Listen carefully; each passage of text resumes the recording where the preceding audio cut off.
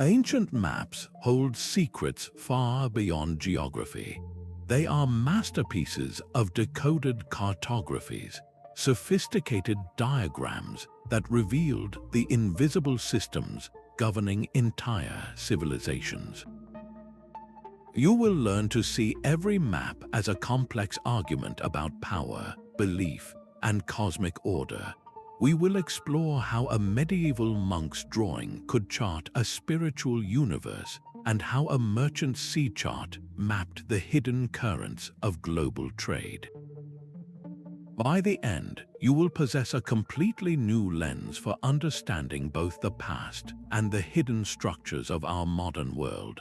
What invisible reality is your own map of the world failing to show you? Deep in a quiet scriptorium, a medieval monk dipped his quill into dark ink. He was not drawing a guide for travelers seeking a physical destination. His task was far more profound.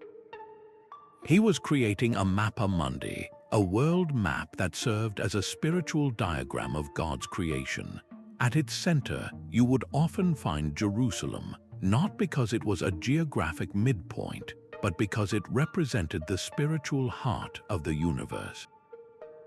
The edges of his parchment were populated with fantastical creatures, not as zoological errors, but as symbols of the unknown, the divine mysteries waiting at the margins of human understanding. This monk was not a simple copyist of landforms. He was a systems analyst using sheepskin and ink to visualize a complex, interlocking reality. His map argued that the physical world you could walk upon was intimately connected to a spiritual realm you could not see, and that both were governed by a divine order. This is the essence of decoded cartography. Ancient mapmakers were masters of systems thinking. They understood that the visible landscape of mountains and rivers was supported by invisible structures of belief, power, and cosmic patterns. Their maps were interfaces to these hidden systems.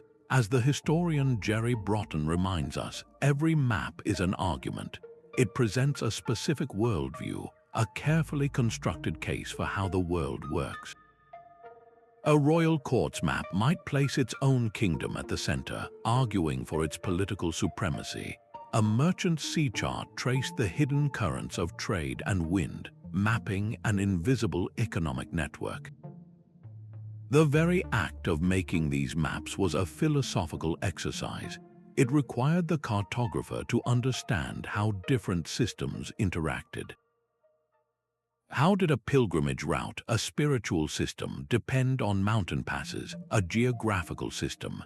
How did the flow of silver, an economic system, influence the borders of empires, a political system?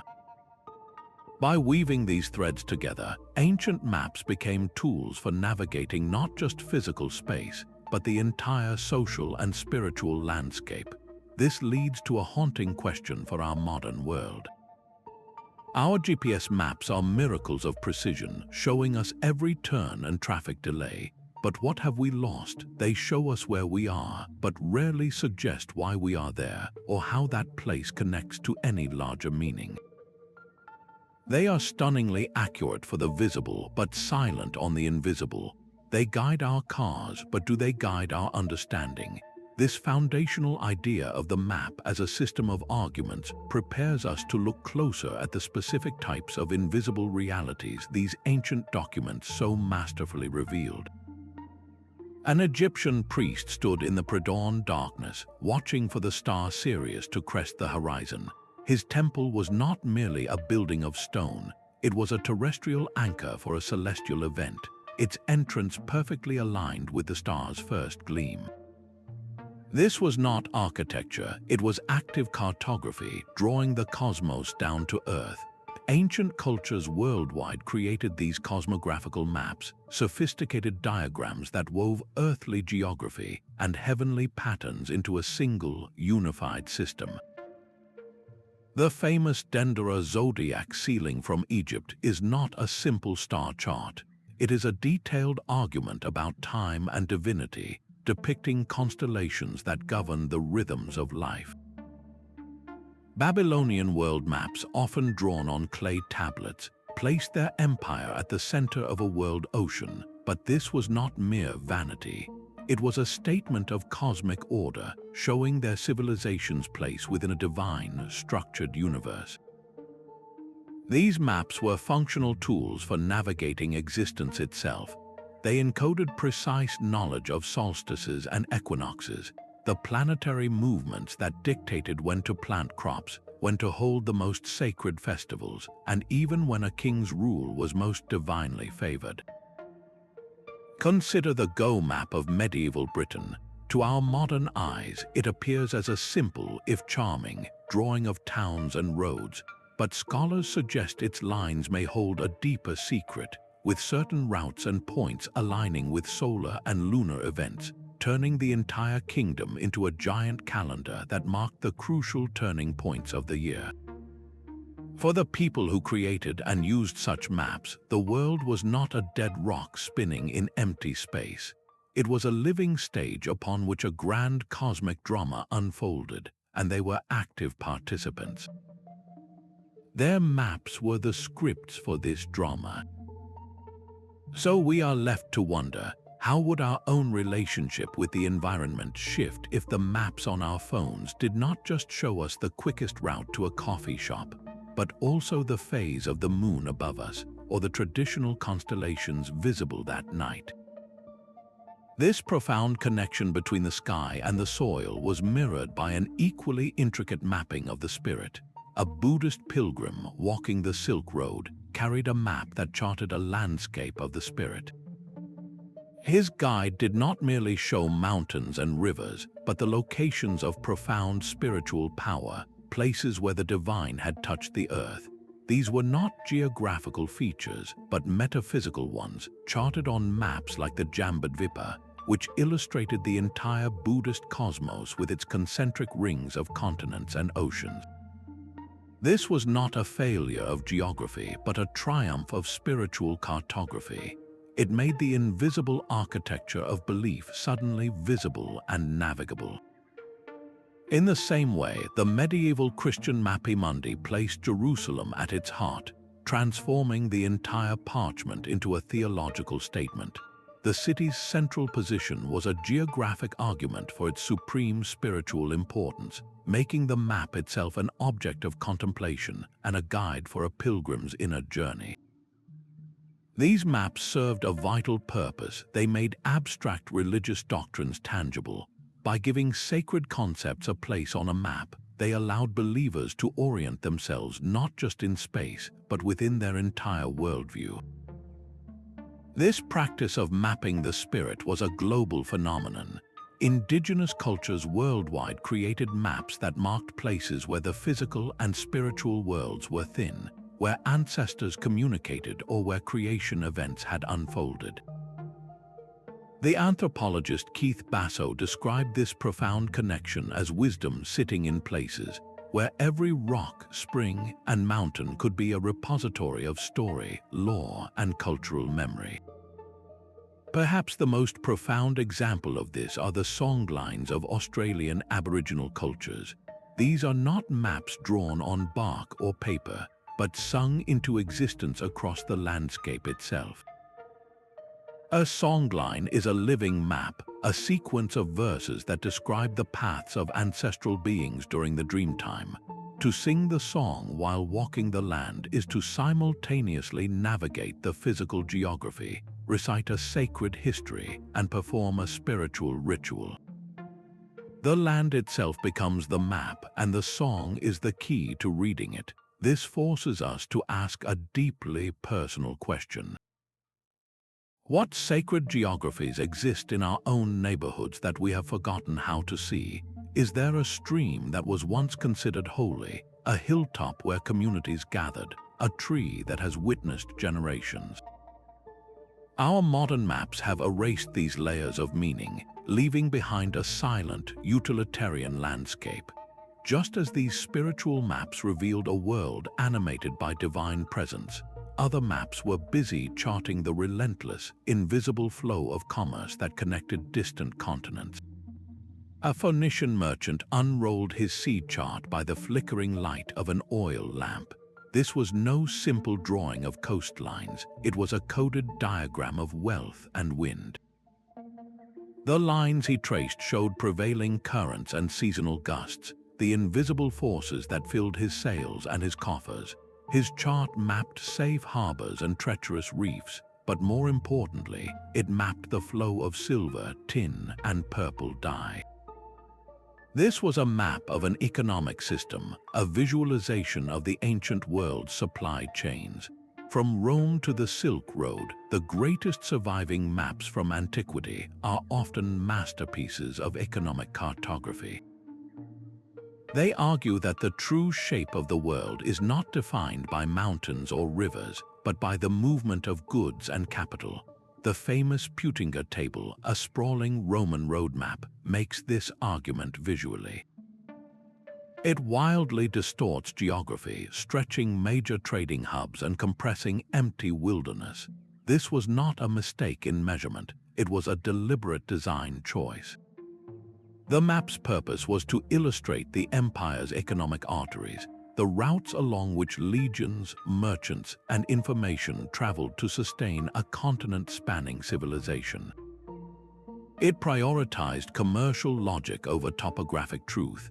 Centuries later, the Portolan charts of Mediterranean navigators encoded even more subtle economic data. Their dense webs of room lines were not mere decoration. They were practical guides to sailing times between ports under specific wind conditions. This knowledge was a trade secret as valuable as any cargo, reducing risk and maximizing profit for the merchants who could read them. These maps did not just show where a ship was, they showed how to move value efficiently across the sea. This tradition of mapping invisible commerce reached its zenith with medieval masterworks like the Catalan Atlas. It is a breathtaking panorama of the known world, but look closer and you see its true purpose. It is annotated with details of trading commodities, from African gold to Asian spices, and sketches the overland routes that connected commercial centers across 3 continents. This atlas was a database of global economic opportunity drawn on parchment.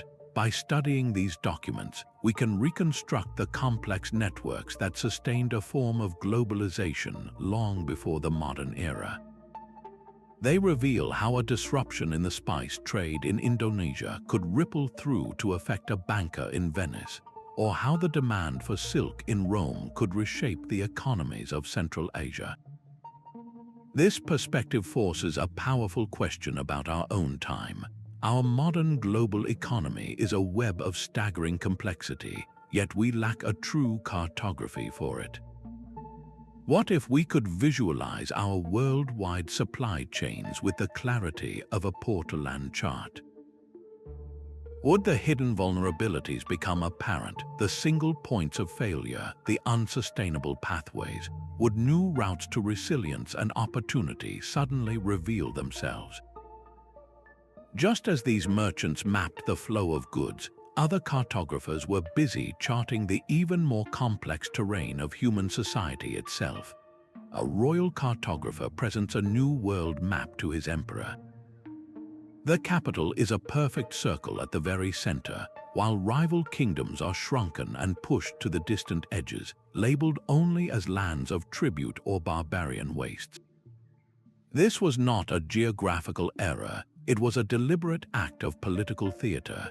Ancient maps were masterful tools for visualizing the invisible architecture of power, making complex social hierarchies seem as natural and fixed as the course of a river. The Babylonian world map offers a classic example. It depicts the city of Babylon as a massive rectangle at the heart of the world, surrounded by concentric rings of ocean and strange mythical lands. This was a cartographic argument for cosmic supremacy, visually reinforcing that their civilization was the ordered center of a chaotic and unknown universe. Across the world, Chinese dynasties perfected this concept with what is known as the Central Kingdom ideology. Their maps consistently placed the Chinese Empire at the civilized core, with all other territories radiating outward in descending circles of cultural and political importance. These maps were not neutral references, they were active participants in statecraft, designed to persuade both the ruler and the ruled that this hierarchy was the divine and proper order of things. The tradition continued with explosive force during Europe's age of exploration. Maps from this era frequently exaggerated the size and detail of European territories, while dramatically shrinking or distorting the continents of Africa and the Americas. This was more than ignorance, it was a cartographic expression of colonial ambition, making vast, complex foreign lands appear small, empty, and ripe for domination. The power of these maps lay in their subtlety. By making a specific social arrangement visible in space, they made it feel inevitable. A kingdom drawn at the center of the world looks like it belongs there. A rival territory, depicted as a tiny, shapeless blob on the edge of the parchment, appears insignificant and peripheral. The map did not just reflect power, it actively manufactured consent for it. This leads to a deeply unsettling question for our own time. We believe our digital maps are perfectly objective, mere collections of data. But what invisible hierarchies have we baked into their code? Does the algorithm that guides millions of drivers naturally prioritize routes through wealthy neighborhoods, when a mapping service chooses which historical sites to label and which to omit? What story of cultural importance is it silently telling? Our maps are still making arguments about power. We have just forgotten how to listen to them. After charting the cosmos, the spirit, and commerce, these documents held one final, profound layer of meaning, encoding the very systems of knowledge that made their creation possible. A librarian in ancient Alexandria would have understood our modern information overload. He walked through halls where knowledge was not stored in cloud servers, but in the very layout of the world itself. The maps he consulted were more than guides to territory. They were vast, sprawling memory palaces. Each region on a map, like a room in a palace, could hold a specific cluster of information, from local myths and natural history to records of kings and conquests. This was the fifth invisible system, the cartography of knowledge itself. These maps were not just showing where things were, they were sophisticated devices for preserving and transmitting the entire intellectual wealth of a civilization. Consider the breathtaking medieval Ebstorf map. This circular masterpiece presented the entire world as a geographic encyclopedia. Jerusalem sat at the center, but surrounding it was a dense tapestry of text and images. A reader could travel across its parchment and find descriptions of exotic animals in Africa, accounts of biblical miracles in the Holy Land, and notes on the customs of distant peoples. The map used spatial organization to make this vast information intuitively accessible, linking facts to their place in the world. This tradition of integrated knowledge was perfected by Islamic scholars like Al-Idrisi. His famous Tabula Rogeriana, created for a Norman king in the 12th century, synthesized geographical data from Greek, Roman, Islamic, and even Viking sources. It was not just one culture's view, but a unified system that pooled the scientific understanding of the known world. By bringing these disparate streams of knowledge together onto a single plane, the map itself became a tool for cross-cultural transmission, preserving discoveries that might have otherwise been lost. The most elegant example of this principle, however, may come from the open ocean. Polynesian navigators created what are known as stick charts. These were not charts in the European sense, with coastlines and depths. They were abstract lattices made from palm ribs and shells, where the shells represented islands and the carefully arranged sticks encoded the invisible patterns of ocean swells. A master navigator could feel the rhythm of the waves against his canoe, and read the stick chart in his mind, seeing the reflected interference patterns that would guide him to landfall across thousands of miles of empty sea. This was an entire navigation system, a body of knowledge about stars, currents, and wave behavior that had been accumulated over generations, all stored and transmitted through these beautiful, functional models. They were living databases of environmental knowledge. This makes you wonder, what have we lost in our own age of infinite digital storage? Our hard drives hold unimaginable amounts of data, but the information is often flat and disconnected. What if we redesigned our modern information systems using these ancient cartographic principles? What if a data visualization could feel less like a spreadsheet and more like a landscape, where the spatial relationships between ideas helped us to truly understand and remember them? The same ingenuity used to map knowledge onto parchment was also applied to understanding the lifeblood of civilizations, the hidden pathways of water that flowed across and beneath the land. An ancient Mesopotamian engineer smoothed the clay of his tablet, tracing lines that meant the difference between a thriving city and starvation. His map did not celebrate kings or gods, but charted something far more fundamental: the intricate web of water that gave life to his world. He marked the main river channels, but also the subtle veins of underground springs, the precise paths of irrigation canals, and the historical patterns of seasonal floods. This was a map of a hydrological system, a sophisticated diagram of survival. Across the globe, the earliest and most vital maps were often dedicated to water, because for agricultural societies, controlling water meant controlling destiny. These documents were not primitive sketches. They were data visualizations, encoding generations of observed knowledge about watersheds, aquifer depths, and the relentless rhythm of the seasons. Consider the stunning Madaba map, a 6th century mosaic floor from Jordan. While it depicts the holy city of Jerusalem with impressive detail, look closer and you see its true focus. The map meticulously illustrates the city's complex water infrastructure, its pools, canals, and aqueducts, showing exactly how this urban center was nourished by the surrounding landscape. It argues that a city's greatness is built not on its walls, but on its water. Similarly, ancient Egyptian maps drawn on papyrus gave precise details about the Nile's floodplains. They showed which fields would be inundated and when, information that dictated the entire agricultural cycle and decided where new settlements could be safely built.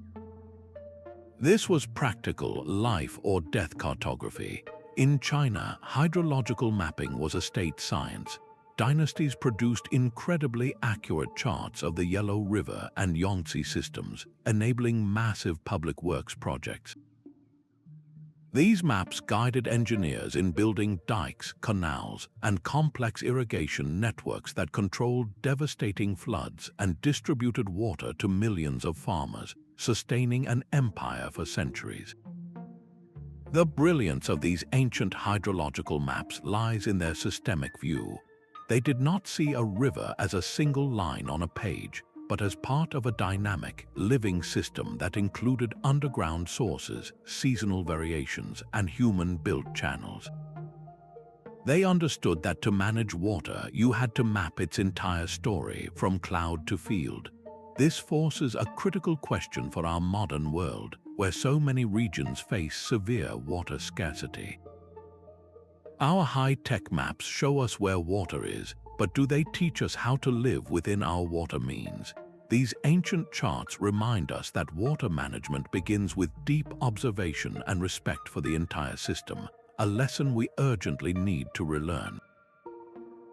Just as these engineers mapped the flow of water to sustain life, other cartographers were beginning to chart the very patterns of life itself, turning their attention to the living world.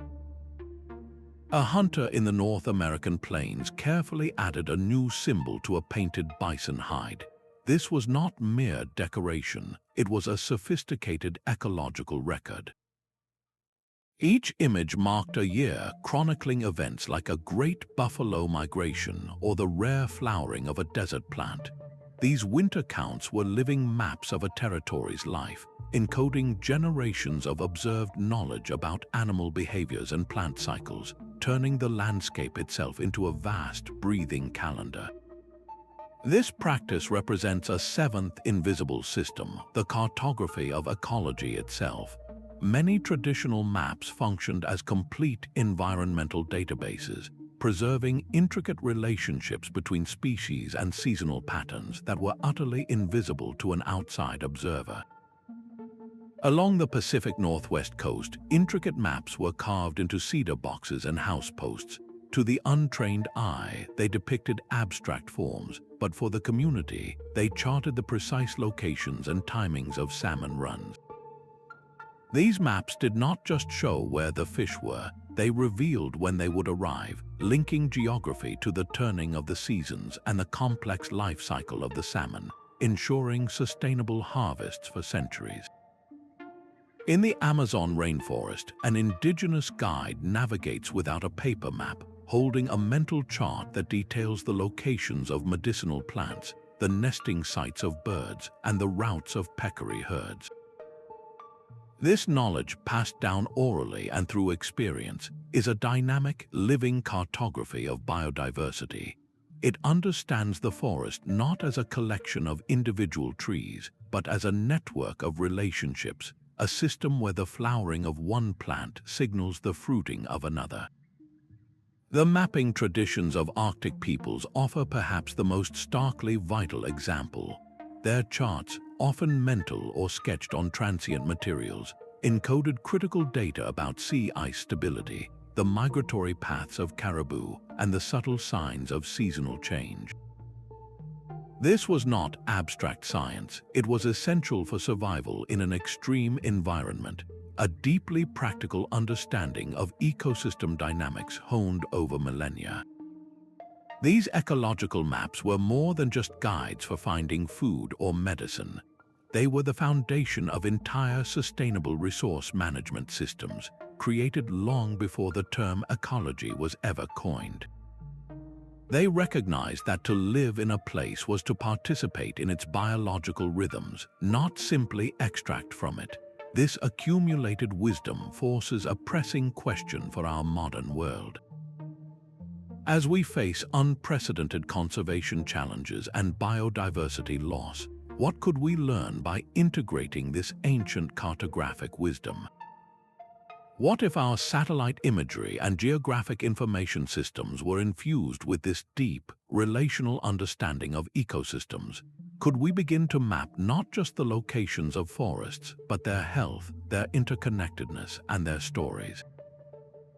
This profound connection to the living world was mirrored by the way maps also charted the invisible borders of human identity and culture. A Roman governor unfurled a scroll that charted a far more complex terrain than mountains or rivers. His map marked the subtle borders where Latin gave way to Celtic tongues, the territories of allied tribes, and the regions where local gods still held sway over the hearts of the people. This was not merely a political map, it was an ethnographic landscape, a detailed visualization of the invisible geography of human culture. Ancient societies understood that the world was not just physically diverse, but culturally fragmented, and their maps became tools for navigating this human mosaic. Medieval European mappaemundi illustrated this principle with a mix of fascination and fear. The distant edges of their known world were populated with monstrous races, like the sauropods who shaded themselves with a single giant foot, or the blemii who had faces on their chests. These were not intended as literal zoology, but as cartographic symbols for radical cultural difference. They mapped the limits of the familiar and expressed a deep-seated anxiety about the unknown peoples who lived beyond the horizon of Christendom. In stark contrast, the Islamic scholarly tradition approached this task with meticulous empirical observation. The brilliant polymath al-Biruni, writing in the 11th century, did not rely on monsters. After years of travel and study, he produced detailed accounts that functioned as sophisticated ethnographic maps. He documented the precise distribution of languages, religions, and social customs from India to the Mediterranean, creating a systematic cartography of human civilization based on evidence and inquiry. His work argued that understanding the world required understanding its people. This practice of mapping cultural space was a global constant. Across Africa, the Americas, and Oceania, indigenous mapping traditions consistently wove social and sacred geographies together. A map drawn on bark or sand might use a single symbol to represent a clan's ancestral territory, a sacred mountain where ceremonies were performed, and the network of marriage and trade alliances that connected them to neighboring groups. The spatial representation was inseparable from the social and historical relationships. These ethnographic cartographies reveal a profound ancient insight that human diversity was not random but geographical. Different cultures were seen as occupying distinct ecological and social niches, their identities shaped by the land itself. The map was the key to understanding this intricate human ecosystem. So we must ask, what powerful cultural boundaries still shape our world today that our own sanitized maps fail to show? Where are the invisible borders of dialect, of custom, of memory that a satellite image can never capture? These maps of human territory inevitably lead us inward to the final and most personal frontier, the hidden landscapes of the human mind itself. The ancient Greek philosopher Plato gazed inward and saw a landscape. He described the human soul not as an abstract concept, but as a chariot pulled by two winged horses, one noble and one unruly, racing across the sky. This was not mere poetry, it was a form of cartography, an attempt to map the invisible, turbulent territory of the human psyche using the language of space and place. Across cultures, we find this same impulse to chart inner space. A Buddhist monk meticulously creates a mandala from colored sand. To an outsider, it is a beautiful geometric pattern, but for the practitioner, it is a precise and functional map of consciousness itself. Each concentric circle, each symbolic deity placed at a cardinal point, represents a stage of spiritual awakening, a path from ordinary awareness to enlightened unity. The monk does not merely look at the mandala, he navigates it, using its symbolic geography to traverse the inner realms of his own mind. In medieval Europe, this tradition took a distinctly cartographic form with allegorical maps like the map of the spiritual life. These works looked exactly like contemporary world maps, complete with winding roads, treacherous mountains, and a central holy city, but the landmarks were not physical. The map showed the river of temptation, the mountain of despair, and the final destination, the city of God. This was a guide for the soul's journey, using the familiar conventions of a traveler's map to make the arduous path toward enlightenment feel tangible and navigable. These psychological maps were profound tools for self-understanding. By giving form to the formless, they allowed individuals to locate themselves within their own inner struggles. You could point to a spot on the map and say, "I am here, lost in the swamp of doubt," or "I am currently climbing the hill of discipline." This spatial framing made abstract moral and emotional challenges feel manageable, something that could be traversed one step at a time. The power of this cognitive cartography lies in its use of metaphor. We inherently understand space. We know what it means to be lost, to find a path, to reach a destination. Ancient thinkers leveraged this innate spatial reasoning to comprehend the complexities of love, memory, fear, and reason. Plato's entire Republic is a kind of conceptual map, arguing that the structure of a just city-state mirrors the proper ordered structure of the individual soul. So we are left with a compelling challenge for our modern world. We have incredibly detailed maps of nearly every inch of our planet, yet we lack a common language to chart our own inner worlds. What if we could develop new forms of cartography to map our psychological landscapes? What would a map of your emotional territories look like? Where would be the wellsprings of joy, the unstable cliffs of anxiety, the familiar roads of habit? Creating such a map would not be about fixing ourselves, but about understanding our own terrain, giving us the power to navigate our inner lives with the same intention we use to navigate the outer world. This profound journey into the soul's geography reveals that the same human mind that sought to measure the earth also yearned to measure itself, a quest that would inevitably lead to the most abstract and powerful system of all, the hidden mathematical order of the universe itself. Pythagoras saw the universe etched in geometric perfection. For him and his followers, the simple act of drawing a triangle in the sand was not a schoolroom exercise. It was an act of divine cartography. They believed the cosmos itself was built upon an invisible framework of mathematical ratios and harmonious shapes, a hidden architecture that could be mapped onto physical space. This quest to reveal a mathematically ordered world became the 10th invisible system, one that transformed how entire civilizations planned their cities and charted their lands.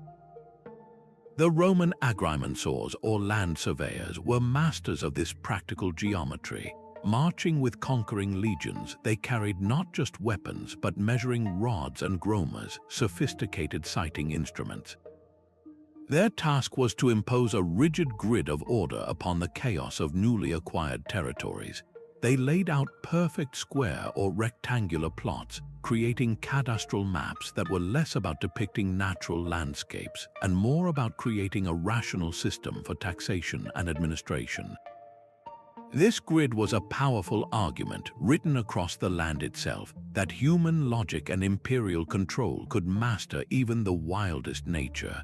Across the world, Islamic scholars were solving a different cartographic puzzle: how to represent the spherical Earth on a flat sheet of parchment. Their world maps were not the fanciful illustrations of distant monsters found in European works, but precise diagrams based on mathematical projections and astronomical calculations.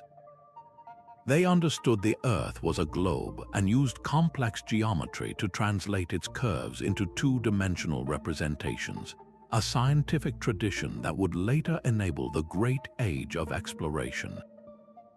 This was not just map-making, it was applied mathematics of the highest order. In China, the cartographers of the Song dynasty achieved a similar feat of precision with their grid system. Their maps looked like graph paper, with each square representing a fixed unit of distance on the ground. This method allowed for an astonishingly accurate representation of spatial relationships, enabling emperors to understand the true size of their realm, plan military logistics, and manage infrastructure projects with a level of mathematical certainty that would not be matched in Europe for centuries. The common thread in all these traditions is a profound belief that mathematics was not a human invention, but a cosmic discovery. The same geometric principles that governed the orbits of planets could also govern the layout of a farm, a city, or an empire. Their maps were testaments to this faith, arguing that an invisible, rational order underpinned all of creation, from the grandest galaxy to the most humble plot of land. This leads to a haunting question about our own surroundings. We live in cities laid out by these ancient geometric principles, in buildings designed with the golden ratio, yet we rush through these spaces unaware of the silent numbers that give them form. What other invisible mathematical structures still shape our built environment that we have forgotten how to see? This very act of imposing geometric order on space was, in its essence, the first step toward architecture itself. A city planner in ancient Tenochtitlan did not merely arrange buildings for convenience. He consulted a map that charted an invisible architecture of power and divinity, where ceremonial causeways aligned with the rising sun and temple pyramids mirrored sacred mountains on the horizon. This was the 11th invisible system, the cartography of architectural principles, where maps became blueprints for cities designed as perfect microcosms of the universe. These plans encoded theories of urban design that connected every street and structure to larger cosmic and social systems, arguing that a well-built city was a conduit between heaven and earth. In ancient Rome, the former Urbis Romae was a staggering achievement of this philosophy. This massive marble map, measuring over 60 feet wide, was not a simple street directory. It was a detailed stone diagram of the city's organizational logic, showing the precise footprint of every apartment block, temple, and bathhouse. Its scale and precision revealed an architectural hierarchy, where the grandeur of public forums and the density of residential insulae together visualized the very structure of Roman society itself. The map was a statement that urban planning was an exercise in imposing a rational, imperial order upon the chaotic stuff of daily life. On the other side of the world, Mesoamerican codices contained maps of ceremonial centers like Teotihuacan, where the Pyramid of the Sun and the Pyramid of the Moon were carefully positioned to align with celestial events.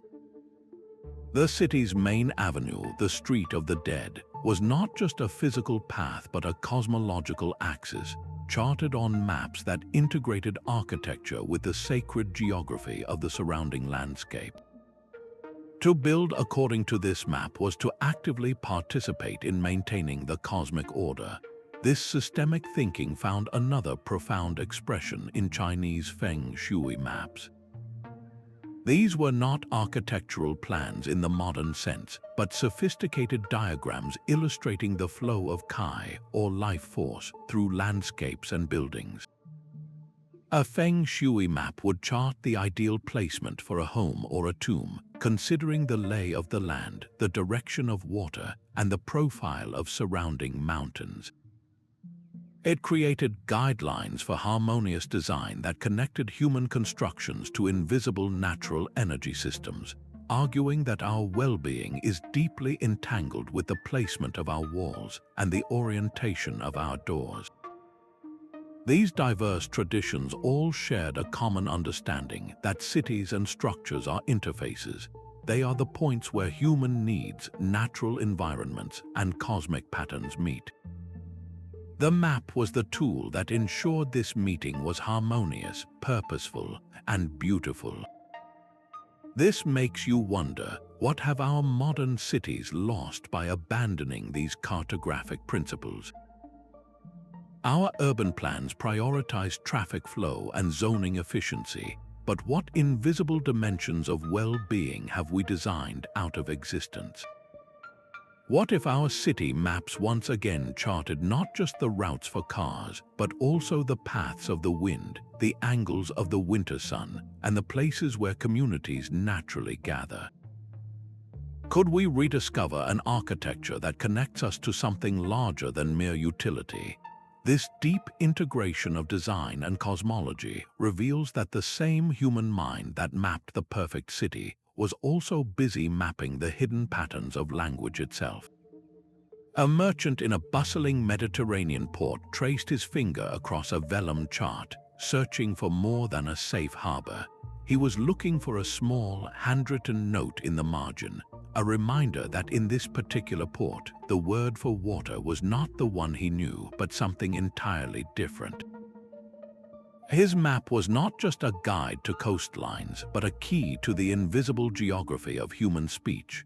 Across the ancient world, cartographers were mapping linguistic landscapes, charting the complex systems of communication that allowed ideas and goods to flow across cultural boundaries. These were maps of the 12th invisible system, the networks of language itself. Medieval portolan charts, those masterpieces of maritime navigation, often contained these crucial linguistic annotations. A sailor knew that a reef could sink his ship, but a misunderstood word could sink a trade deal just as fast.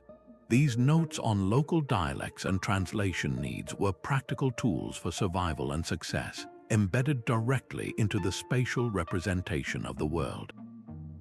They acknowledged that a journey across the sea was also a journey through a mosaic of tongues. This practice intensified during the Age of Exploration.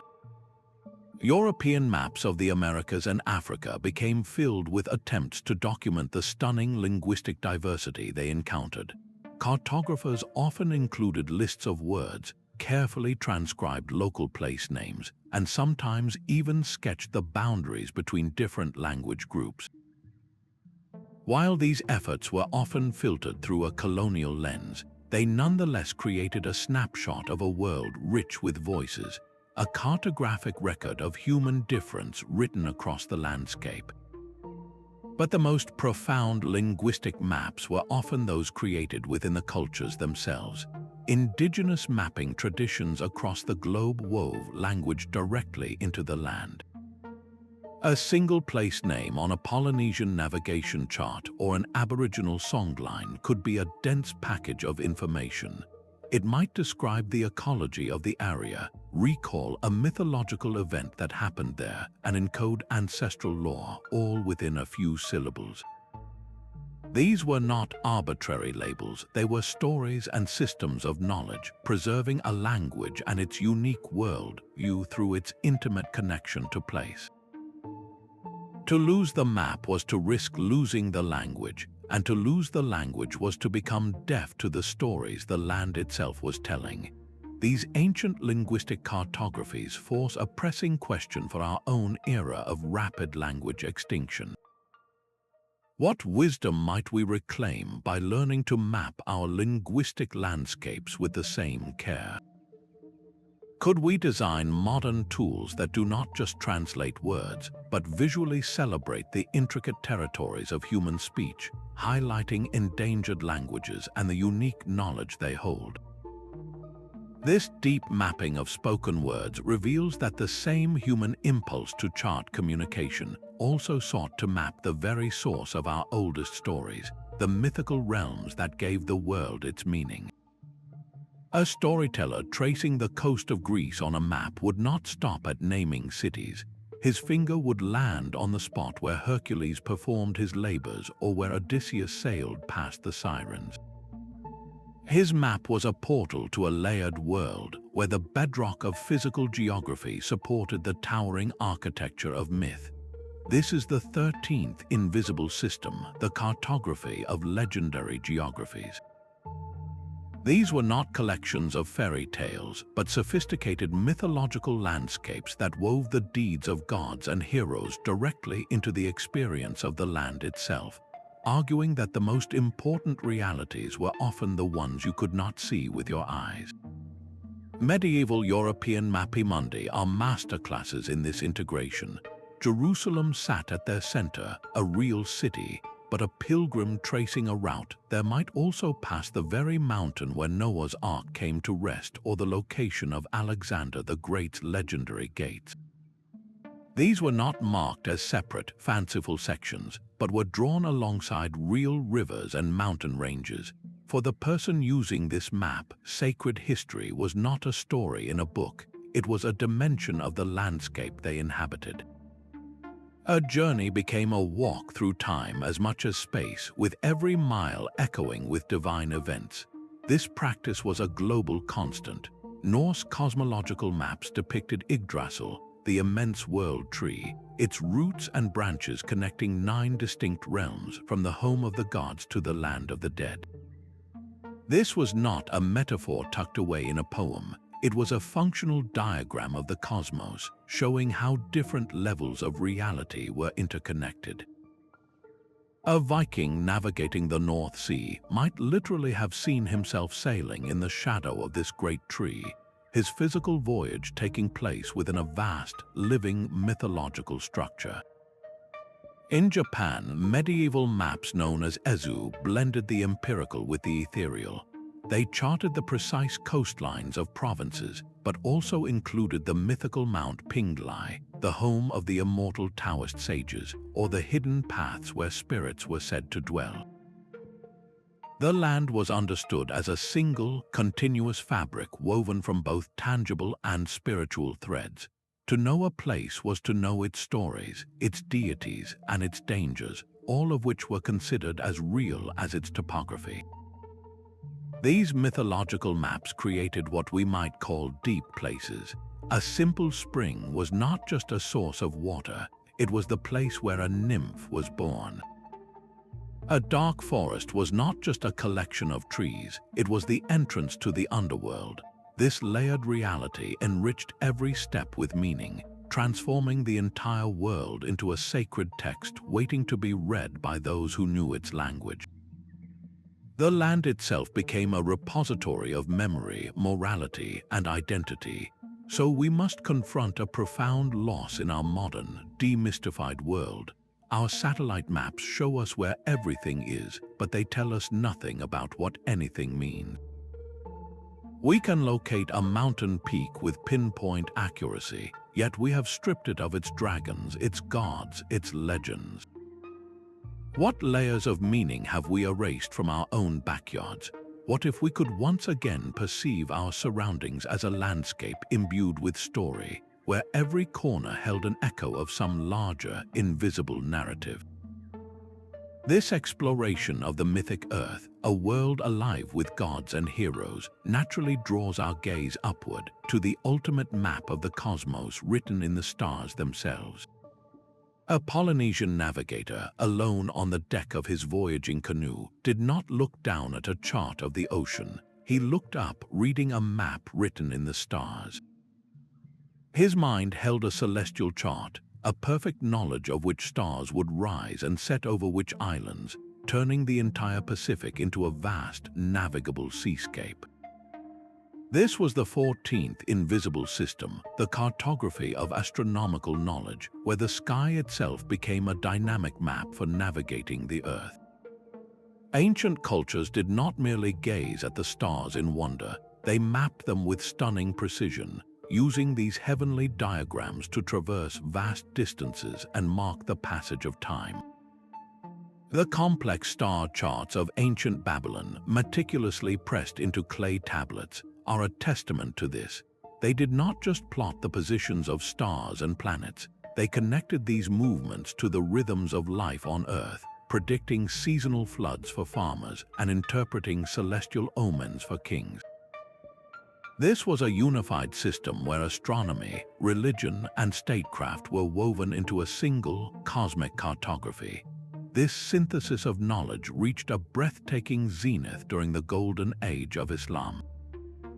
Scholars in Baghdad and Damascus crafted exquisite celestial globes and planar maps that integrated astronomical data from Greek, Persian, and Indian traditions.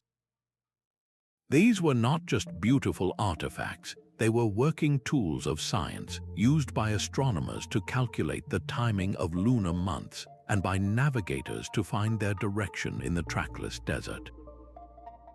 They represented a truly global understanding of the cosmos, drawn from the pooled knowledge of countless cultures. But perhaps the most profound application of this celestial mapping belonged to the Polynesian navigators. They committed the night sky to memory, creating mental star compasses that divided the horizon into sectors, each governed by a specific rising or setting star.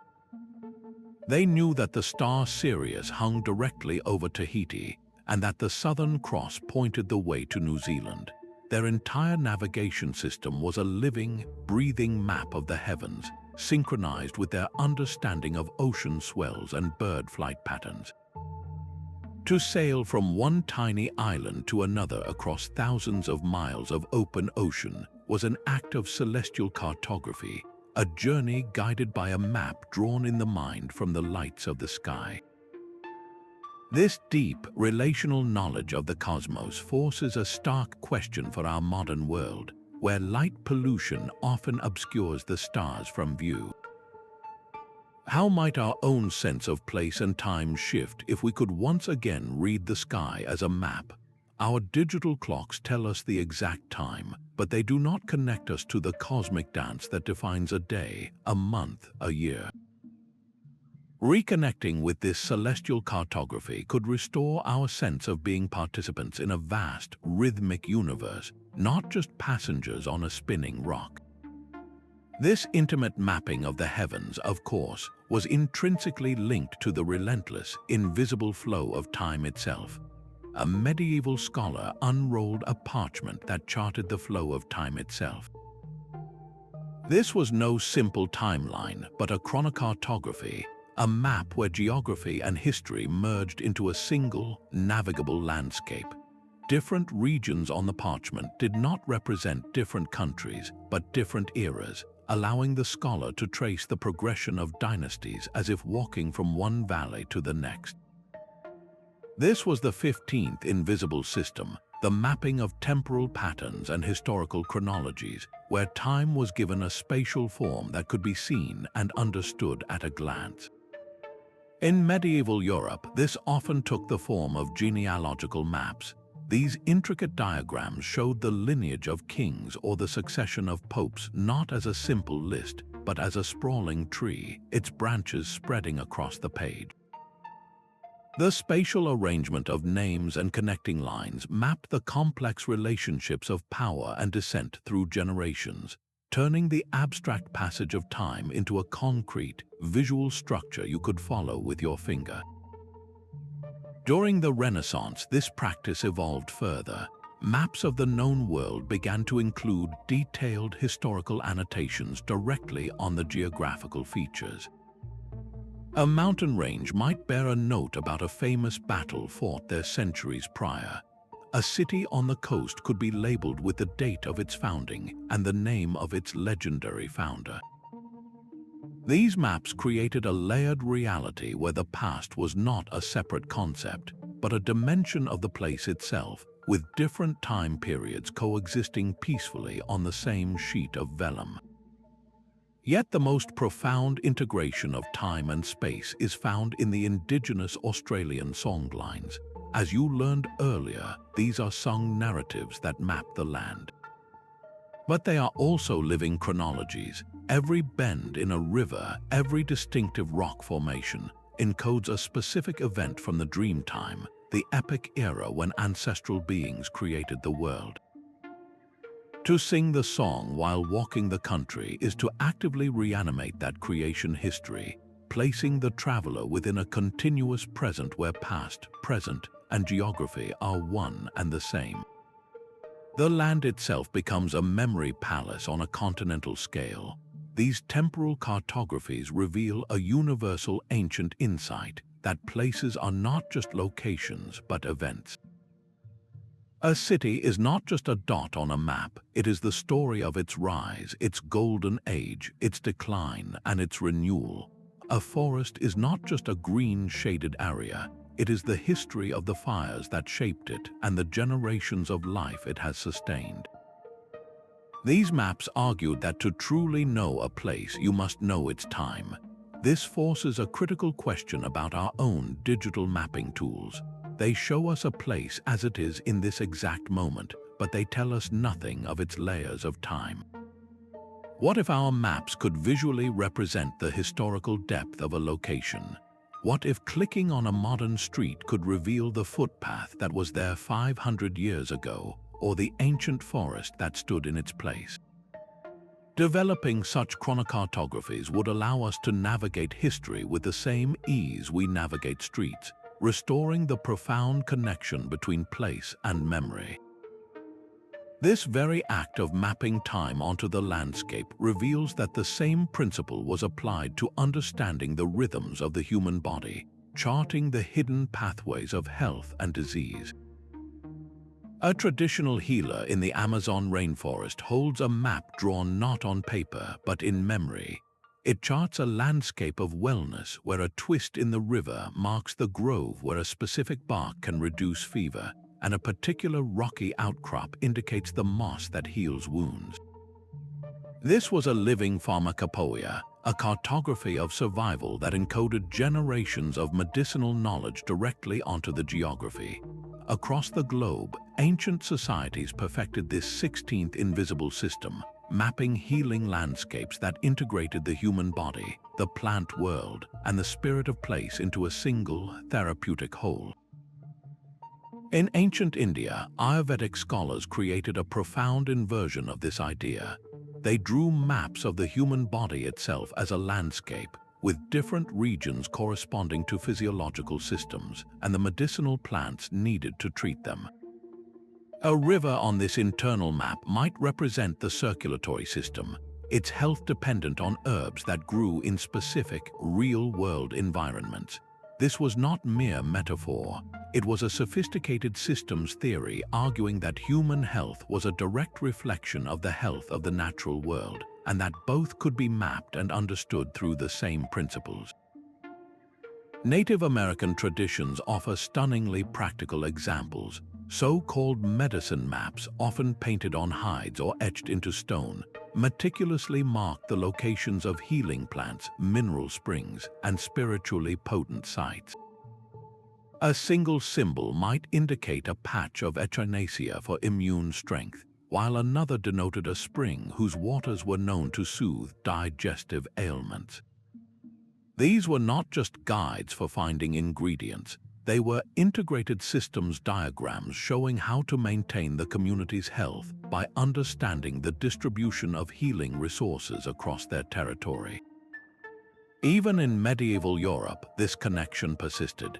Monastic maps frequently included notes about local healing springs and pilgrimage sites associated with miraculous cures. A traveler consulting such a map would see a route that led not only to a physical destination, but to a potential restoration of health, blending faith, geography, and early medicine into a single journey. The common thread in all these traditions is a powerful, holistic understanding. Health was not something contained solely within a person's skin. It was a relationship with the environment. Wellness was geographically distributed, flowing from specific places with unique therapeutic properties. To be sick was to be out of alignment with this healing landscape, and the map was the tool for finding your way back into balance. This ancient wisdom challenges our modern, compartmentalized view of medicine. What profound connections have we severed by no longer mapping the medicinal value of our own neighborhoods? Could we rediscover a geography of wellness where a local park is valued not just for recreation, but for its specific air-purifying trees or its stress-reducing qualities? This deep integration of health and place was mirrored by the way societies mapped the very source of their sustenance, the agricultural cycles that fed entire civilizations. A Mesopotamian farmer pressing his seal into a damp clay tablet was not just marking a boundary, he was inscribing a calendar, a labor schedule, and a survival guide all in one. His map detailed which fields were to be sown with barley after the autumn rains, and which canals needed clearing before the summer heat. This was a living document of the 17th invisible system, the cartography of agricultural cycles and seasonal patterns.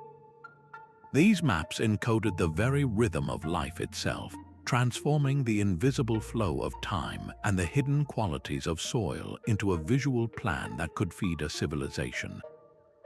They were not pictures of land, but diagrams of a process, arguing that successful farming required a deep, systemic understanding of place and season.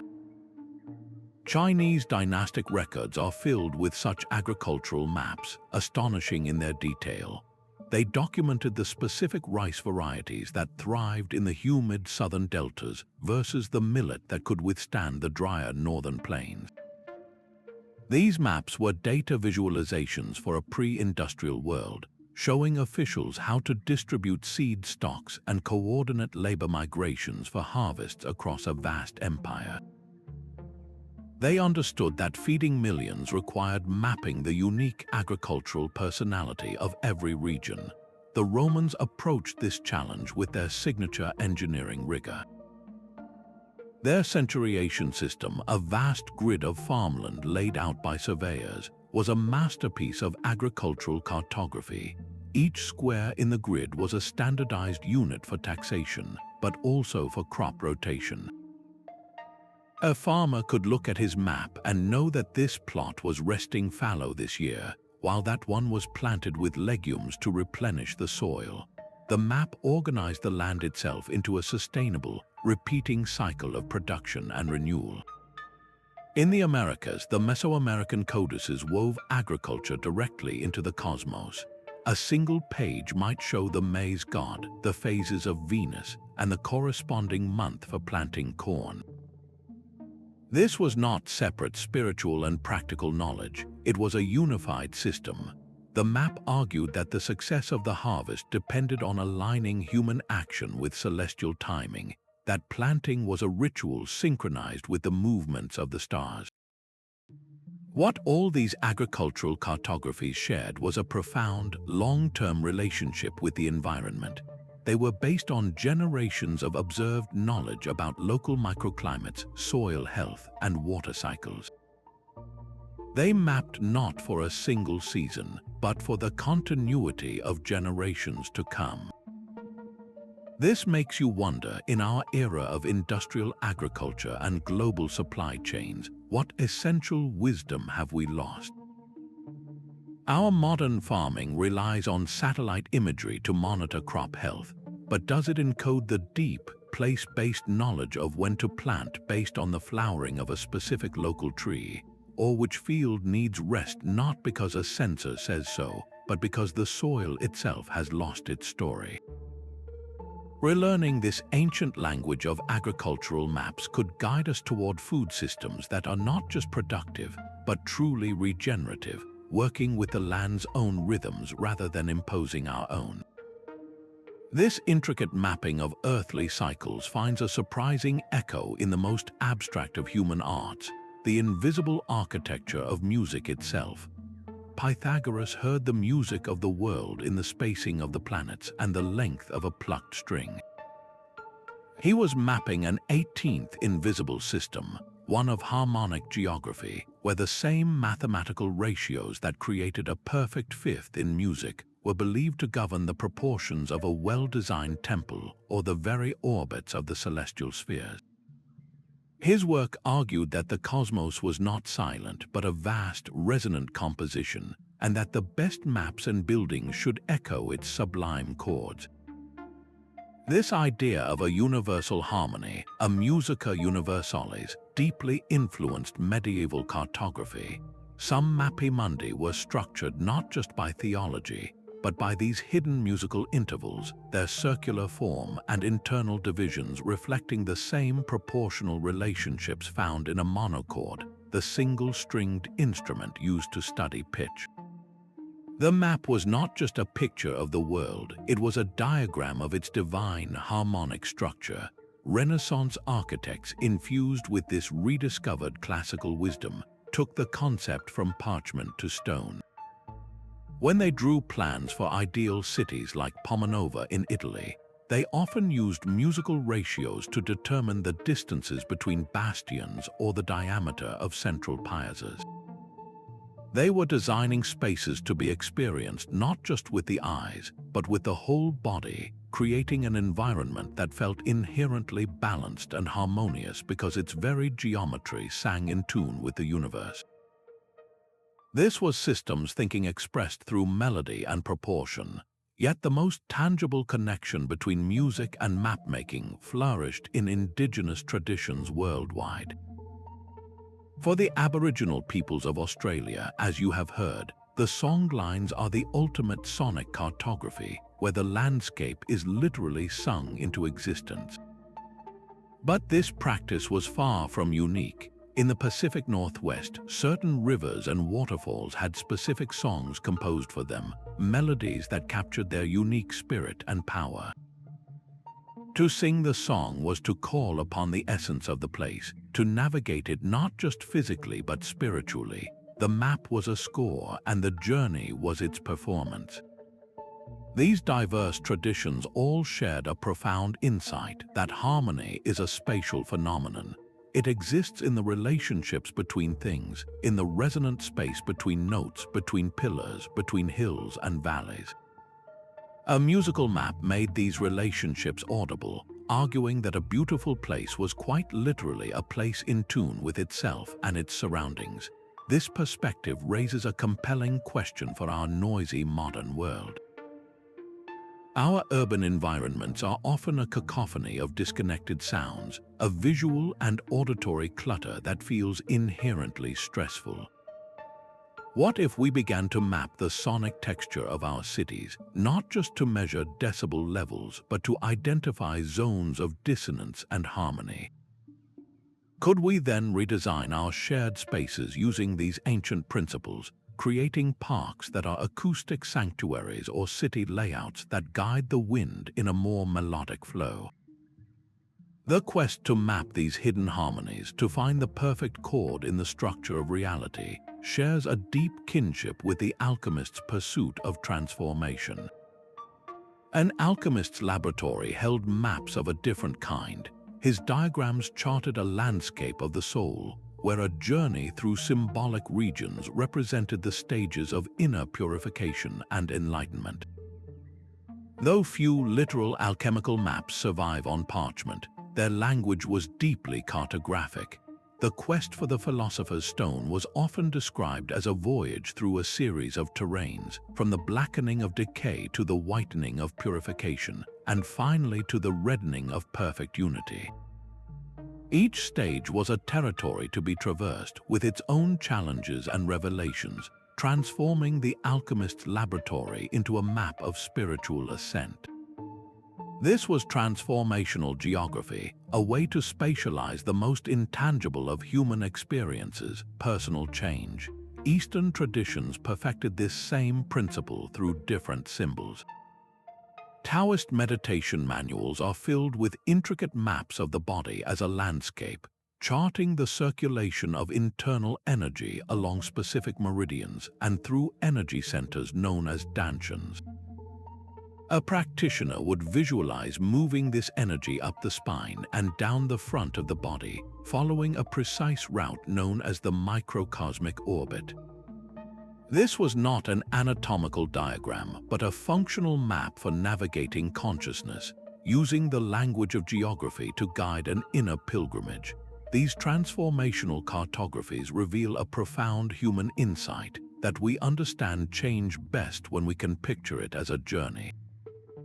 By giving abstract spiritual processes a spatial form, a path with a beginning, middle, and end, these maps made enlightenment feel attainable.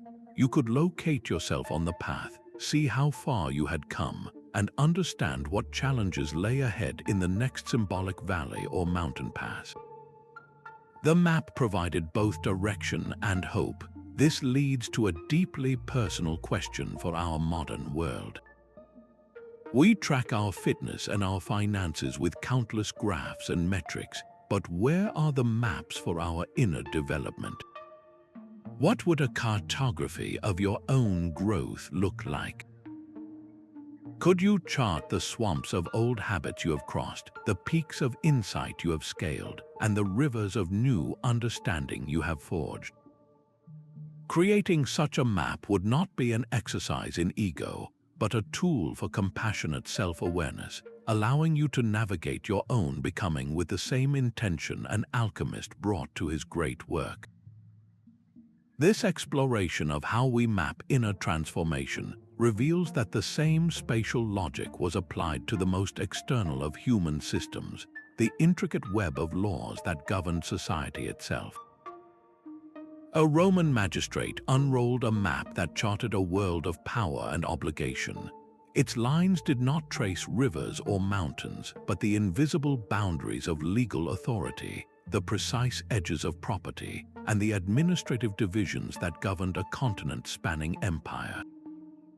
This was the 20th invisible system, the cartography of law and governance, where maps transformed abstract legal concepts into visible, enforceable realities. These documents were the operating systems of ancient states, encoding the complex rules of society directly onto the landscape. The work of the Roman agrimensors, the land surveyors, was foundational to this system. Their cadastral maps, drawn with geometric precision, established the immutable boundaries of private farms and public lands. Each plotted line was a legal argument in ink and parchment, defining who owned what, who owed taxes to whom, and where one man's rights ended and another's began. This grid of ownership was not just a record of the land, it was the very framework for Roman administration and economic control, making the vastness of the empire manageable and taxable. In medieval Europe, the legal map took a different but equally vital form. Manorial maps, often drawn on sturdy vellum, were dense with social and economic data. They showed not only the strips of land farmed by peasants, but also the commons where they could graze livestock, the forests where they could gather wood, and the lord's demesne. This was a spatial diagram of the entire feudal contract, a visual representation of the reciprocal, if unequal, obligations between lord and serf. The map made the system tangible, showing at a glance the web of rights and responsibilities that structured daily life. Across the world, Chinese dynasties perfected legal cartography on an imperial scale. Their administrative maps precisely delineated the boundaries of provinces, prefectures, and counties, creating a clear hierarchy of jurisdictional authority. An official could consult such a map and know exactly the extent of his legal power and the territory for which he was responsible. These maps were tools of bureaucratic control, ensuring that the emperor's law could be uniformly applied across a realm of staggering diversity and size. The common thread in all these legal cartographies is their power to make the intangible tangible. A law written on a scroll is an idea. A law drawn on a map is a fact on the ground. By giving legal relationships a spatial form, these maps made complex systems of rights and authority immediately understandable and, crucially, enforceable. They argued that social order was not an abstract concept, but something that could be mapped, measured, and maintained. This leads to a profound question about the world we live in today. Our digital maps show us political borders, but what other invisible legal geographies shape our lives that we never see? Where are the maps that show the complex zoning laws that dictate what can be built in a neighborhood, or the intricate web of airspace rights above our cities, or the submerged boundaries of mineral rights deep beneath our feet? These unseen legal landscapes dictate the value of our property, the quality of our environment, and the very structure of our communities. We are all living within these unmapped jurisdictions, governed by lines we have never been taught to see. Just as these ancient maps charted the laws of the land, other cartographers were busy mapping the invisible, turbulent laws of the sky itself.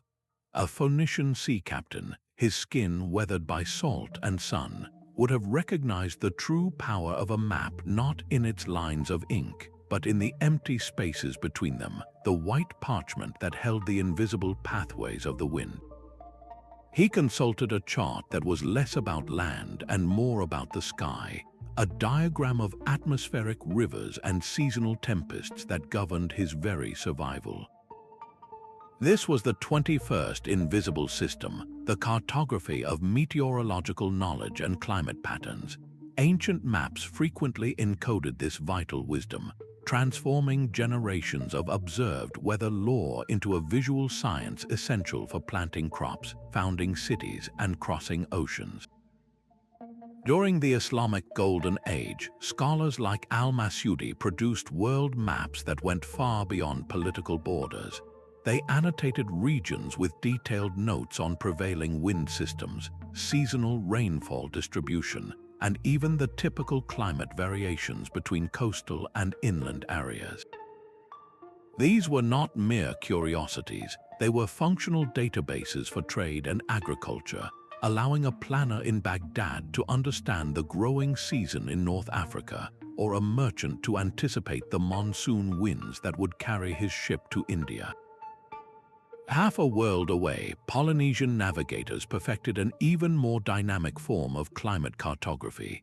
Their knowledge was not drawn on parchment but memorized in a complex system that connected star paths with specific cloud formations, the swell of the ocean with coming shifts in the wind, and the flight patterns of birds with the proximity of unseen land. A certain type of cloud on the horizon meant a squall was approaching. A specific color in the water indicated a current that would lead to an island group. Their entire navigational tradition was a living, breathing weather map, continuously updated by sensory input from the environment. In medieval Europe, the Portolan charts used by Mediterranean sailors featured intricate wind roses, those elegant compass stars that seem like decoration to modern eyes. But each line radiating from the center was a precise record of a prevailing wind direction, a data visualization of countless voyages. A sailor could plot a course from Genoa to Alexandria by following a sequence of these wind lines, using the accumulated meteorological experience of generations of mariners who had come before him. These maps argued that the sky was not a chaotic void, but a system with its own predictable patterns and rhythms. The brilliance of these ancient climate maps lies in their deep, localized, and long-term perspective. They were not abstract global models, but hyper-specific guides to regional variability, built on centuries of careful observation. They understood climate as a lived experience, a force that shaped daily life and required harmonious adaptation. This forces a critical question for our own era of climate uncertainty. Our modern satellite imagery gives us a god's-eye view of planetary weather systems, but have we lost the intimate, place-based knowledge of how climate truly functions in our own backyards? What could we learn from these ancient traditions about building resilience? Perhaps the answer isn't just in predicting the next catastrophic storm, but in relearning how to read the subtle signs in our own local environment, creating a new cartography of adaptation written not from space but from the ground up. This profound understanding of the atmosphere finds its foundation in the very rock beneath our feet, the hidden geography of the Earth itself. Deep beneath the surface of the Earth lies a hidden anatomy of stone and ore, a reality that ancient miners understood with remarkable intimacy. A Roman engineer, his tunic stained with earth, would unroll a papyrus map in the flickering torchlight of a mine shaft. This was no surface guide, but a detailed diagram of the underworld, tracing the veins of silver through solid rock, marking the branching tunnels and warning of unstable chambers. His map was a practical blueprint for extraction, but it was also something more profound, a systematic visualization of a geological system invisible to the ordinary eye. This represents the 22nd invisible system, the cartography of geological knowledge and Earth processes. These were maps that saw through the ground, encoding generations of hard-won wisdom about the planet's deep structure. Chinese cartographers during the Ming Dynasty produced administrative maps that were also rich geological surveys. They carefully annotated regions known for their deposits of copper, jade, or coal, turning a political document into a strategic guide for state-controlled resource extraction. The map argued that a kingdom's true wealth was not just in its territory, but in the specific minerals that lay beneath it. This practical knowledge was a global phenomenon. In the Americas, indigenous mapping traditions from great mining regions like the Lake Superior copper districts or the turquoise quarries of the Southwest encoded detailed information about ore bodies. A painted symbol on a hide or a petroglyph on a canyon wall might mark a seam of high-grade copper that had been worked for centuries, or a sacred quarry where the stone was believed to hold spiritual power. The physical and the metaphysical were woven together in this subterranean cartography. The Romans, masters of large-scale engineering, elevated this practice to an industrial art. Their mining maps, some preserved at sites like Los Medulas in Spain, are staggering in their complexity.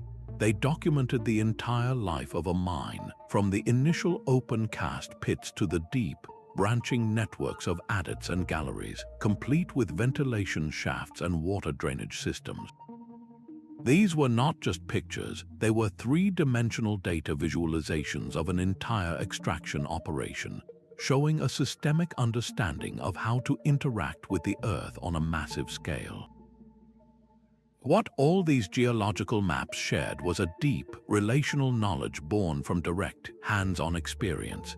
They were based on recognizing surface clues that hinted at subsurface riches, on understanding the relationship between certain rock formations and the valuable minerals they often contained, and on the slow, accumulated wisdom of how the Earth was structured.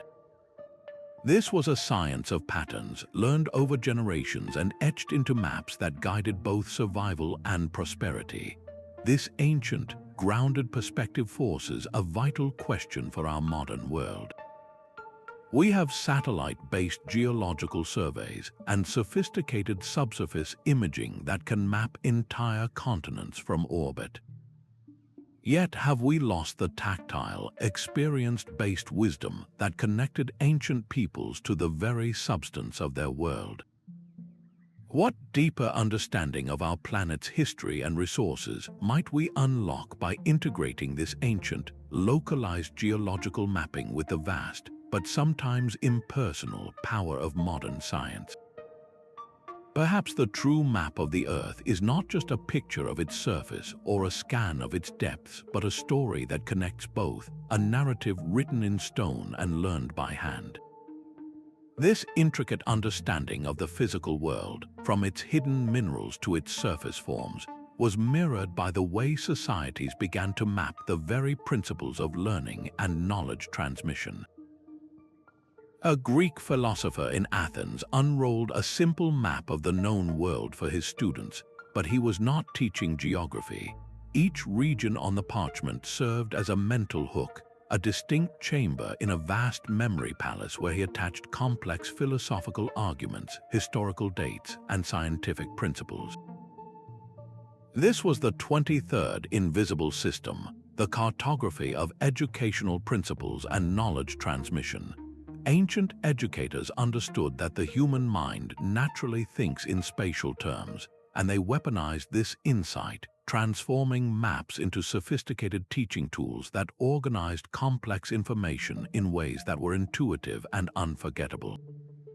The medieval tradition of memory palaces perfected this cognitive cartography. A scholar would visualize a familiar building or a cityscape, then place the items he needed to remember: a list of kings, the steps of a logical argument, the ingredients of a medicine, in specific locations along a mental walkthrough. To recall the information, he would simply retrace his steps in his mind. This was not a vague trick, it was a rigorous mental map, a direct application of spatial reasoning to the architecture of memory. Renaissance educators took this a step further, creating literal maps of knowledge. They produced intricate diagrams where different continents might represent different fields of learning, with rivers symbolizing the flow of ideas from philosophy to mathematics, and mountain ranges depicting the challenging peaks of advanced theology. These were not just decorative illustrations, they were functional arguments about how different disciplines were interconnected, using the language of geography to make abstract intellectual relationships suddenly visible and navigable. This practice was a global constant. In indigenous Australian cultures, the entire landscape functioned as a living classroom. A specific rock formation might encode a lore, a waterhole might hold the memory of a creation story, and a particular tree might mark the boundary of a clan's responsibility. To walk the land with an elder was to traverse a vast, open-air encyclopedia where every feature was a lesson in history, ethics, and survival. The land itself was the ultimate educational map. These diverse traditions all shared a profound understanding of cognitive science that we are only now validating with modern research. They knew that information tied to a location is more easily stored and retrieved. They recognized that spatial metaphors make abstract concepts concrete. Their maps were not merely references, they were active learning systems designed to work in harmony with the way the human brain is wired to understand the world. This forces a critical question about our modern classrooms, so often dominated by flat lists and disconnected facts. What if we redesigned education using these ancient cartographic principles? Imagine a history lesson taught as a journey across a mapped timeline, where students could literally see the proximity of the Renaissance to the age of exploration. Or a biology curriculum structured as an anatomical landscape, where different bodily systems were explored as distinct ecological zones. By turning learning back into an act of exploration across a mapped terrain of knowledge, we could make education not just more effective, but truly transformative. This very act of mapping knowledge onto space reveals that the same principles were used to chart the invisible territories of artistic creation. A master cartographer in the Islamic Golden Age did not merely draw coastlines. He wove them into an intricate arabesque of ink and gold, where the precise locations of cities were balanced within a harmonious geometric design. His map was a functional guide, yet it was also a profound statement that knowledge and beauty are two expressions of the same divine order. This is the 24th invisible system, the cartography of artistic principles and aesthetic systems. Many ancient maps were not just tools for navigation, but masterpieces of artistic expression that deliberately encoded cultural values through their very design. The legendary Islamic world maps, such as those by al-Istakri, are breathtaking examples. They often subordinated exact geographic proportions to a higher principle of visual harmony, arranging regions into balanced circular forms that reflected a cosmological ideal. Rivers might flow in artistically pleasing curves, and mountains rise in stylized patterns, not as a failure of accuracy, but as a triumph of integrated knowledge. The map was both scientifically informative and a magnificent work of art, arguing that to understand the world, one must also appreciate its inherent beauty. In medieval Europe, the mappaemundi employed a rich symbolic visual language that followed strict artistic conventions. The use of gold leaf for Jerusalem was not just decoration, it was a theological argument in color, signifying the city's celestial radiance. The figures of the apostles at the edges of the world were painted following established iconographic rules, transforming the map into a spiritual narrative as much as a geographical one. The aesthetic choices were not arbitrary, they were the primary method for conveying complex spiritual concepts through spatial arrangement. Across the world, Chinese landscape maps achieved a similar synthesis. A scroll depicting the Yangtze River basin would blend cartographic precision with the expressive brushstrokes of a landscape painting. The artist would capture the essential character, or kai, of the mountains and waterways, using techniques like atmospheric perspective to convey depth and grandeur. The resulting work was geographically useful for an official, yet aesthetically profound enough to be contemplated by a scholar in his garden for its spiritual and artistic merit. These diverse artistic cartographies shared a foundational belief that beauty and utility were not enemies but inseparable partners. A map was considered more truthful, more effective, if it also embodied the aesthetic principles that govern the culture's understanding of a well-ordered universe. The balance, proportion, and symbolic clarity of the map were seen as reflections of a deeper cosmic harmony. This integrated vision forces a stark question about our own era of sterile digital maps. What profound dimensions of understanding have we sacrificed by stripping our cartography of all artistic sensibility? What if our modern navigation apps were not just efficient but also beautiful? What if they used color and form not just for clarity, but to evoke the unique spirit of a place, to suggest its history, its atmosphere, its soul? Reintegrating art into our maps would not make them less accurate, but more human, restoring a layer of meaning that pure data can never provide. This exploration of how beauty was mapped onto the world naturally leads us to the most abstract frontier of all, the cartography of pure thought and philosophical concepts. Plato's academy was not a place for drawing coastlines, but its students were master cartographers of the invisible. They sketched diagrams in the sand, using circles and lines to represent the relationships between abstract ideals like justice, truth, and the nature of the soul. This was the 25th invisible system, the cartography of philosophical concepts and abstract systems. These thinkers understood that the human mind, so adept at navigating physical space, could use the same spatial logic to chart the most intangible territories of thought. When Plato described the path from ignorance to enlightenment as a difficult ascent from a dark cave into the brilliant light of the sun, he was not just using a poetic image. He was drawing a cognitive map, a philosophical landscape with a starting point, a challenging route, and a final destination for the mind. His entire theory of forms was a kind of conceptual cartography, arguing that the messy, visible world we perceive is just a shadowy projection of a perfect, invisible realm of ideal forms. Buddhist philosophers perfected a similar practice. Their intricate mandalas, which you have encountered before as maps of consciousness, also functioned as detailed diagrams of entire philosophical systems. A single mandala could visually represent the chain of dependent origination, the causal links that bind beings to the cycle of suffering and rebirth. Each petal, circle, and deity figure served as a node in a vast conceptual network, making the complex architecture of Buddhist metaphysics suddenly visible and navigable. It was a functional tool for intellectual discovery, not just spiritual devotion. Centuries later in medieval Europe, scholastic scholars like Ramon Llull created dazzling wheel diagrams.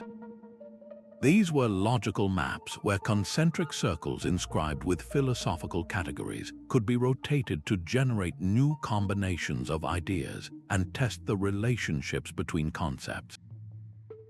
These spinning wheels were engines of thought, using spatial arrangement to mechanize the process of logical deduction and explore the categorical systems that organized all of creation.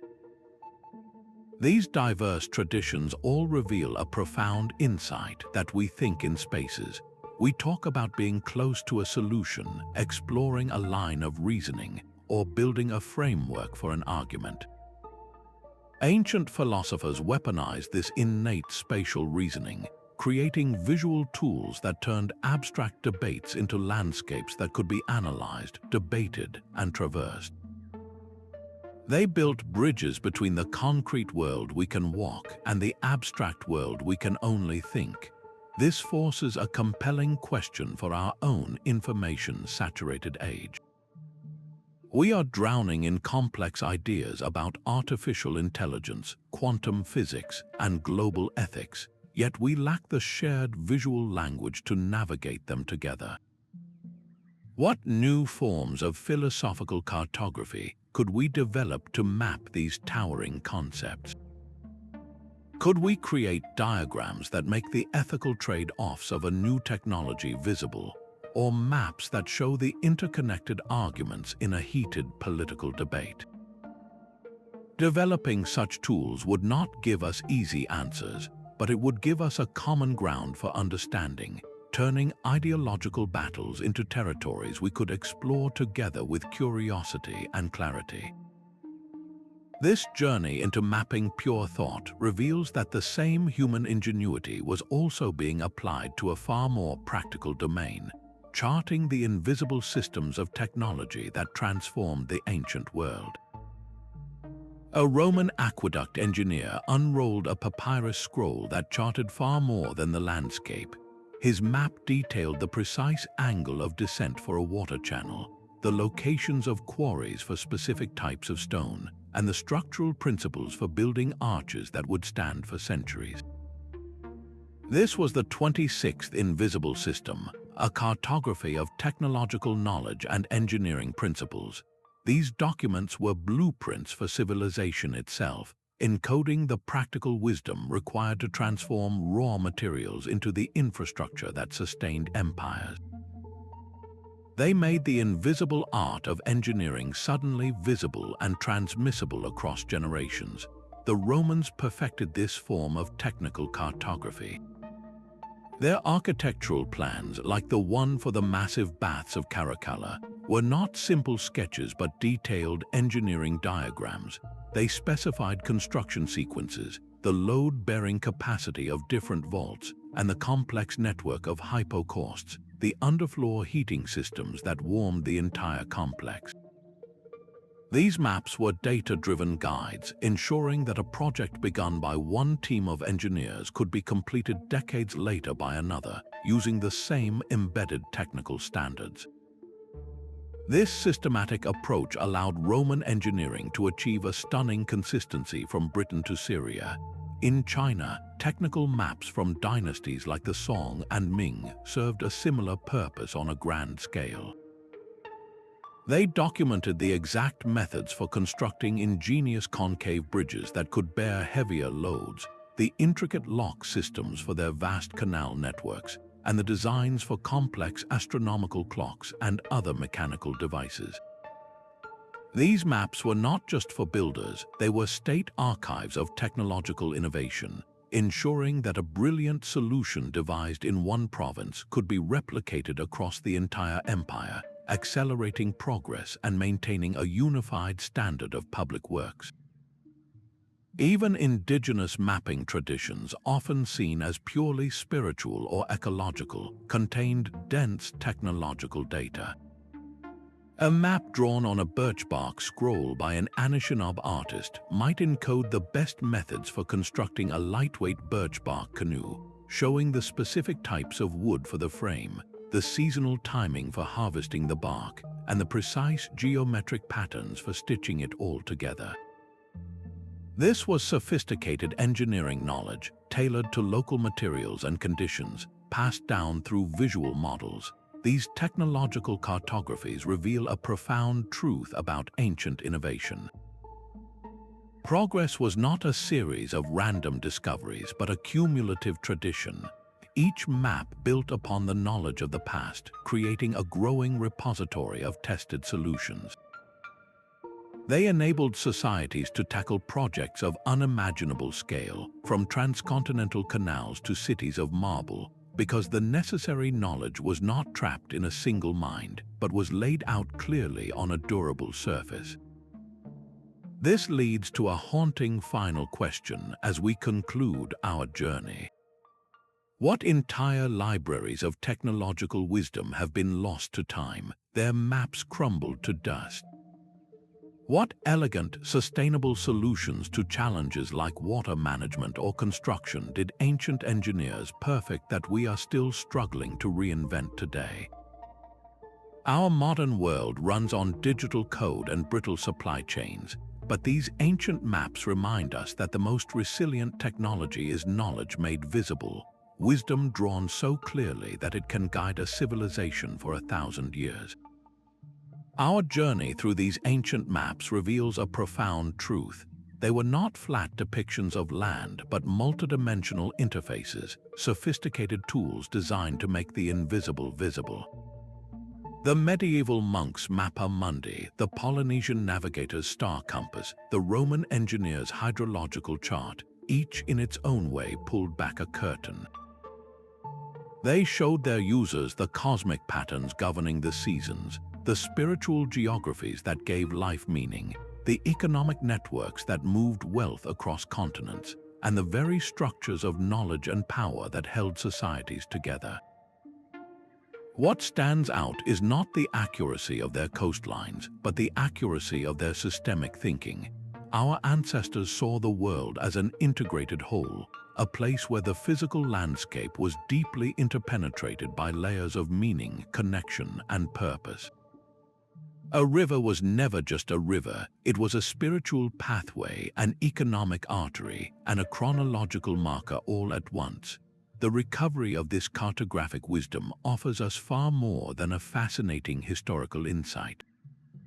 It provides practical guidance for the complex challenges we face today.